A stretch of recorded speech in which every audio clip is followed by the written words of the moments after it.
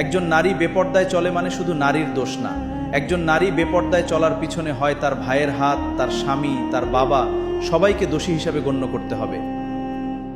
আপনার স্ত্রী আপনার অনুমতি ছাড়া তার বাপের বাড়ি যাইতে পারেন না, আপনার শ্বশুর বাড়ি যাইতে পারে না, কিন্তু আপনার অনুমতি ছাড়া সে বাইরে ঘোরাঘুরি করে কিভাবে? আপনার অনুমতি ছাড়া সে পাশের বাড়ির চাচির বাড়ি যায় কিভাবে, ভাবির বাড়ি যায় কিভাবে? তো আপনি যদি তাকে গাইড দিয়ে না রাখেন, আপনি যদি তাকে মেনটেন করে না রাখেন, আপনি যদি তার খোঁজ খবর না নেন, তাহলে সে কিভাবে পর্দায় থাকবে, কিভাবে দ্বীন ইসলাম মানবে, কিভাবে দ্বীন ইসলামের মানদণ্ডে থাকবে? আপনি আমাকে বোঝান। তো এই জন্য এখনো সময় আছে। আপনি বাবা হিসেবে আপনার মেয়ের খবর নেন, আপনি স্বামী হিসেবে আপনার স্ত্রীর খবর নেন, আপনি ভাই হিসেবে আপনার বোনের খবর নেন।